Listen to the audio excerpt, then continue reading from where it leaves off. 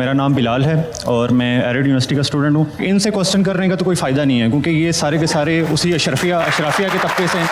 इनको इस आवाम से कोई लेना देना नहीं है। जो सिंपल सी बात है, ये आपने जो कहा 22 ख़ानदान, ये 22 ख़ानदान इनमें नज़र आते हैं। सर, हमें पीटीआई नज़र आती है पिछले 23 साल इन्होंने कहा कि हमने एक स्ट्रगल किया है। पिछले 23 साल के अंदर इनके पास ना कोई नज़रिया है, ना कोई जमात है। इन्होंने इधर से इलेक्टेबल्स लिए, उधर से लिए, इधर से किए।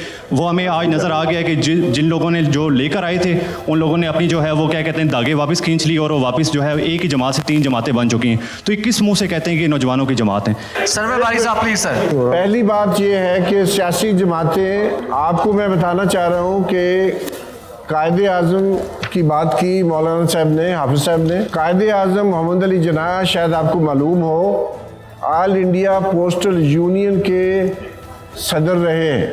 70,000 पूरे हिंदुस्तान में पोस्टल डिपार्टमेंट के साथ जो लोग काम करते थे, उनकी यूनियन थी।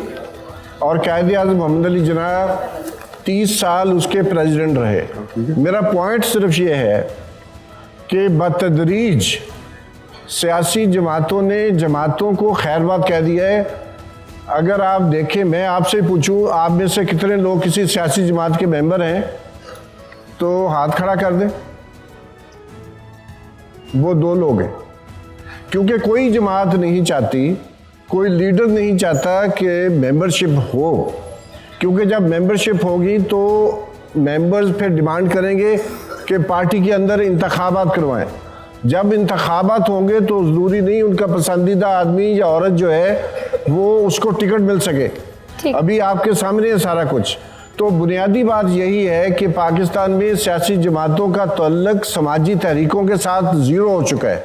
और दूसरी बात, इस वक्त दुनिया में जो टॉप के 4 मुल्क हैं जिनकी गवर्नेंस और डेमोक्रेसी को कहा जा रहा है कि दुनिया की बेस्ट हैं, वो चारों ममालिक ऐसे हैं जहाँ पर जो यूनियन डेंसिटी है, यानी कि कितने % वर्किंग पीपल जो हैं वो किसी यूनियन का हिस्सा है।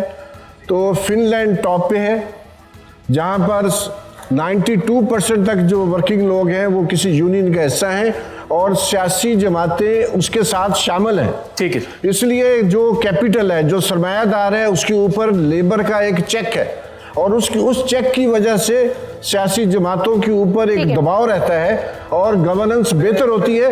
हमारे यहाँ पाकिस्तान में चूंकि जमातों का जो रिलायंस है वो गैर जमहूरी कुव्वतों पर बढ़ गया है, और उसके बढ़ने की वजह से एक इजाफा करना चाहूंगा सर, एक मिनट अभी, स्टूडेंट यूनियन की पाबंदी हटनी चाहिए। और उसकी वजह से हमारी जमातें जो है ना लोकल गवर्नमेंट चाहती है, क्योंकि पेट्रोनेज वहां से आती है, क्लाइंट एंड पेट्रोनेज वहां से जन्म लेती है, और उसकी वजह से आज हम बड़े क्राइसिस का शिकार हैं, और इसका हल हमें तलाश करना पड़ेगा। एक बात मैं जरूर कहना चाहूंगा, हमारे अभी दोस्त ने, बेटा जिस लहजे में आपने सियासतदानों के बारे में बात की ना, देखिए अच्छे हैं बुरे हैं, आप इन लोगों को तारीख से माइनस कर देना तो आपकी तारीख में सिर्फ खला बचता है और अंधेरा बचता है।